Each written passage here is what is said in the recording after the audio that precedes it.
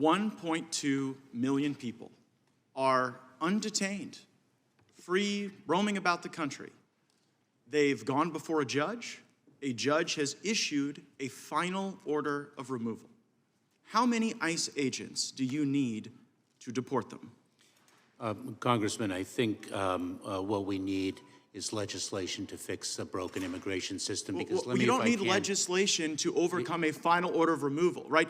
Look, I get it. You want comprehensive immigration reform and a big amnesty thing. Very unlikely that's going to happen. So we have to operate under the laws that exist now. So under the laws that exist now, a judge has told 1.2 million people that they have no right to be here. Do you plan to remove those 1.2 million people? Congressman, with the resources we have, and I would appreciate the opportunity to answer your question fully. With the resources we have to allocate those resources. How much money do you need to deport all of them? How much money? How many agents? To deport the 1.2 million who a judge has said has no right to be here. Congressman, there are a number of questions that your question raises with respect to whether all of those individuals actually have been given due process. No, they have. Yes, these are the people who've had the due process, okay? And here's the point. You have no plan to remove them. You don't know how many ICE agents it would take, and you don't know how much money it would take, because you actually don't want to remove them. That's why you issued the September 30th guidance that says, well, you know, if you haven't committed a crime and you just came to our country illegally, we're not going to remove you. Isn't that your position? No, it isn't, Congressman. Not at all. Well, then what is your plan to remove the 1.2 million? Let me, if I may. Do you have one? Yes, we do. If I may, Congressman, as a former prosecutor, let me ask you a question. If one has a finite amount of resources and one has a finite number of hours, and one has a choice of removing 20 shoplifters or 3 fugitive armed bank robbers, how would you spend your time?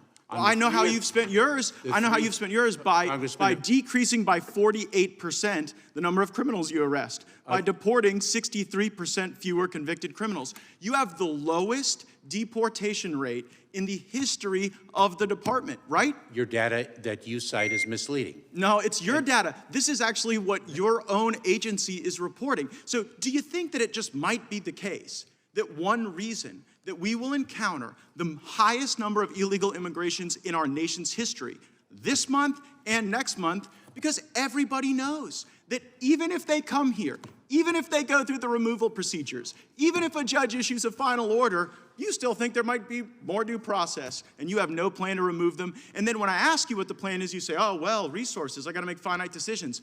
I go back to my first question. How many ICE agents to remove the 1.2 million?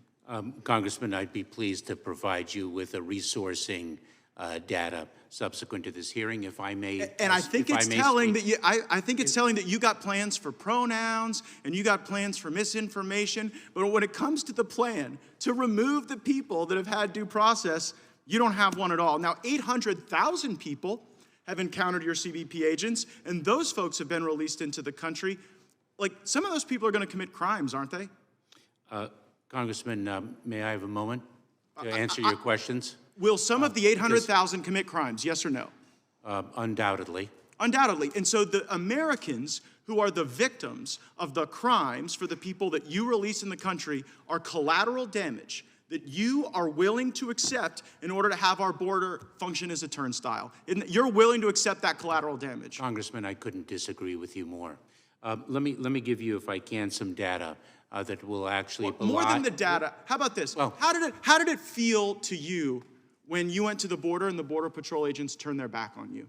One Border Patrol agent turned his back on me, and I addressed that as the leader of the Department of Homeland Security. So if I can return to data, because I want to make sure that you have accurate information. Everyone knows that you have more people coming in than ever, and you're removing fewer people than ever, and it's because you have no plan and because it's on purpose. See, I don't buy the theory that you don't know how to do this. I think you're actually a highly competent dude. But the reality is, your plan is to bring these people in and to send the message to the smugglers and the criminals that they will never have to leave. That's why your workforce turns their back on you. And you have tools that you could use to deport these people. You have facial recognition. You You have flights going all over the country, dropping people off. And I think we ought to use the best tools in the country to find these folks, round them up like they were at the Capitol on January 6th, and deport every last one of them. I yield back.